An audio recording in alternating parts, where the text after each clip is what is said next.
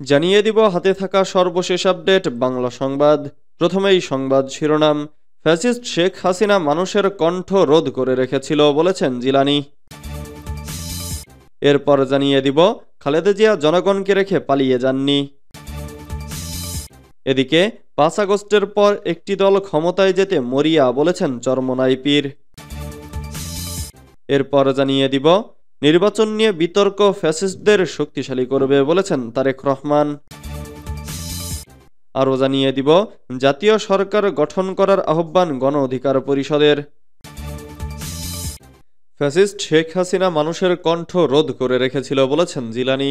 স্বেচ্ছাসেবক দলের কেন্দ্রীয় সভাপতি এস এম জিলানী বলেছেন, ফ্যাসিস্ট শেখ হাসিনা এবং তার দোসররা দেশের সাধারণ মানুষের কণ্ঠ টিপে ধরে মানুষের কথা বলার অধিকার কেড়ে নিয়েছিল। আমরা মানুষের কথা বলার অধিকার ফিরিয়ে দিতে দীর্ঘ ১৭ বছর আন্দোলন সংগ্রাম করেছি। শনিবার ২৫ জানুয়ারি বিকেলে ডেমরার স্টাফ কোয়ার্টার জামে মসজিদের সামনে কর্মী সভায় প্রধান অতিথি হিসেবে একথা বলেন তিনি। ইয়াহিয়া বিন আশরাফের সঞ্চালনায় এবং ডেমরা থানা স্বেচ্ছাসেবক দলের আহ্বায়ক মনিরুজ্জামান মনিরের সভাপতিত্বে প্রধান বক্তা ছিলেন দলটির সাংগঠনিক সম্পাদক নাজমুল হাসান। খালেদা জিয়া জনগণকে রেখে পালিয়ে যায়নি। কেন্দ্রীয় কৃষক দলের সাধারণ সম্পাদক শহীদুল ইসলাম বাবুলও বলেছেন, খালেদা জিয়া গণতন্ত্র রক্ষায় জীবন বাজি রেখেছেন, জনগণকে রেখে দেশ থেকে পালিয়ে যাননি। এজন্য শেখ হাসিনা তাকে মৃত্যুর দিকে ঠেলে দিয়েছিল। শনিবার ২৫ জানুয়ারি বিকেলে ফরিদপুরের ভাঙ্গা উপজেলার ঘারুয়া ইউনিয়ন কৃষক দল আয়োজিত কৃষক সমাবেশে প্রধান অতিথির বক্তব্যে তিনি কথা বলেন। বাবুল বলেন, শেখ মুজিব দুর্ভিক্ষ দিয়েছিলেন আর জিয়াউর রহমান খাদ্যে স্বনির্ভর দেশ দিয়েছিলেন। এই ছিল শেখ মুজিবুর রহমান ও জিয়াউর রহমানের মধ্যে পার্থক্য। অন্যদিকে তার মেয়ে শেখ হাসিনা একদলীয় নির্বাচন দিয়েছিলেন আর বেগম খালেদা জিয়া গণতন্ত্র দিয়েছিলেন। শেখ হাসিনা একদলীয় নির্বাচন করে দেশ থেকে গোষ্ঠী সহকারে পালিয়েছে। আওয়ামী লীগের নেতাকর্মীদের উদ্দেশ্যে তিনি বলেন, যত তাড়াতাড়ি দুধ দিয়ে গোসল করে আওয়ামী লীগ ছাড়বেন তত তাড়াতাড়ি আপনাদের ইজ্জত বাঁচবে। কারণ শেখ হাসিনা আপনাদের নেতাকর্মীদের ফেলে রেখে তার বোনকে নিয়ে পালিয়ে গেছে। বেগম খালেদা জিয়া তার নেতাকর্মীদের ফেলে দেশ ত্যাগ করেননি। এটাই হচ্ছে আওয়ামী লীগ আর বিএনপির মধ্যে পার্থক্য। ৫ আগস্টের পর একটি দল ক্ষমতায় যেতে মরিয়া বলেছেন চরমোনাই পীর।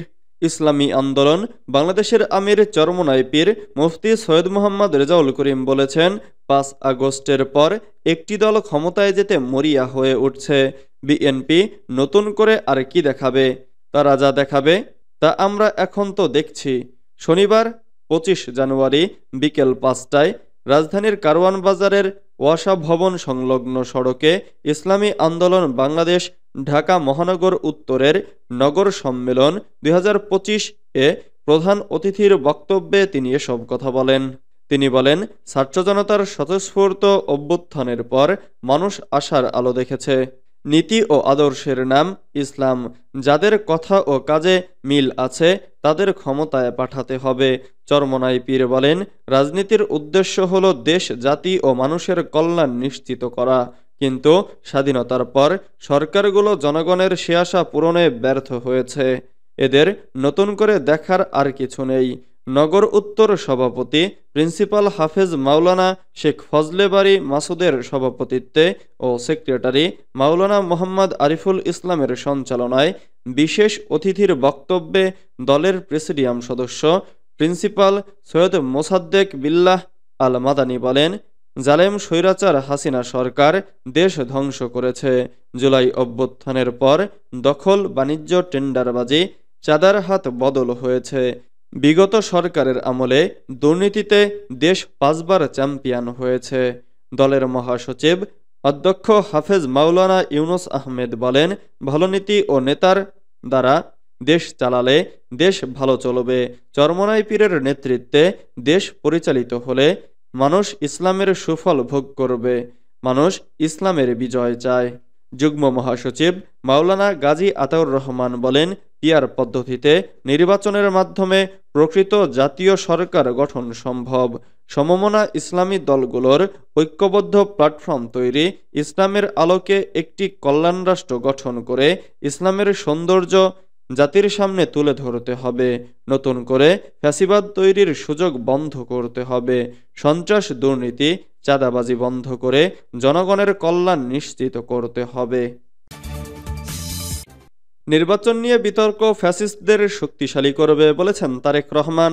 নির্বাচন নিয়ে বিতর্ক সৃষ্টি পলাতক ফ্যাসিস্টদের অবস্থানকে শক্তিশালী করবে বলে মন্তব্য করেছেন বিএনপির ভারপ্রাপ্ত চেয়ারম্যান তারেক রহমান। শনিবার 25 জানুয়ারি বিকেলে ঢাকায় এক শিক্ষক সমাবেশে ভার্চুয়ালি প্রধান অতিথির বক্তব্যে তিনি এসব কথা বলেন। শিক্ষকদের প্রাপ্য অধিকার বাস্তবায়নে বিএনপির ইতিবাচক ভূমিকা থাকবে বলেও তারেক রহমান তার অঙ্গীকার ব্যক্ত করেন। তারেক রহমান বলেন, আগেও আমি বলেছি, আজও আমি আপনাদের সামনে আবার তুলে ধরতে চাই, নির্বাচনই হচ্ছে জনগণের রাজনৈতিক ক্ষমতা নিশ্চিত করার অন্যতম প্রধান কার্যকরী হাতিয়ার। নির্বাচন অনুষ্ঠান নিয়ে বিতর্ক সৃষ্টি করার অর্থ নিজেদের অজান্তে পরাজিত পলাতক ফ্যাসিস্টদের অবস্থানকে শক্তিশালী করা। দলের নেতাকর্মীদের উদ্দেশ্যে বিএনপির ভারপ্রাপ্ত চেয়ারম্যান বলেন, সর্বস্তরের নেতাকর্মীদের প্রতি বরাবরের মতোই আমাদের আহ্বান থাকবে, আমাদের কোনো কার্যক্রম নিয়ে কেউ যাতে বিভ্রান্তি ছড়ানো কিংবা বিতর্ক সৃষ্টি করার সুযোগ না পায় সে বিষয়ে অবশ্যই আপনাদের সজাগ থাকতে হবে। জনগণই বিএনপির সব রাজনৈতিক ক্ষমতার উৎস। জনগণের সঙ্গে থাকলে কোনো ষড়যন্ত্রই আমাদের পরাজিত করতে পারবে না, ইনশাআল্লাহ। জাতীয় সরকার গঠন করার আহ্বান গণ অধিকার পরিষদের। অবিলম্বে উপদেষ্টা পরিষদ পুনর্গঠন করে জাতীয় সরকার গঠন করার আহ্বান জানিয়েছেন গণ অধিকার পরিষদের সভাপতি নুরুল হক নূর। শনিবার 25 জানুয়ারি বিকেল 3টায় ঢাকা রিপোর্টার্স ইউনিটির নসরুল হামিদ মিলনায়তনে বাংলাদেশ পেশাজীবী অধিকার পরিষদের আয়োজনে অনুষ্ঠিত গণঅভ্যুত্থান পরবর্তী প্রত্যাশা ও প্রাপ্তি শীর্ষক আলোচনা সভায় তিনি এ আহ্বান জানান। নুরুল হক নূর বলেন, অন্তর্বর্তী সরকার ও রাজনৈতিক দলগুলোর মুখোমুখি অবস্থান চলমান থাকলে স্বয়ংক্রিয়ভাবে আওয়ামী লীগ পুনর্বাসিত হবে। আওয়ামী লীগ নিষিদ্ধের বিষয়ে একমত হতে হবে সবাইকে। অন্তর্বর্তী সরকার জন আকাঙ্ক্ষার বিপরীতে ধাবিত হচ্ছে অভিযোগ করে এ সময় নুরুল হক নূর বলেন, গঠনের পর থেকে ব্যর্থতার পরিচয় দিচ্ছে সরকারের উপদেষ্টারা।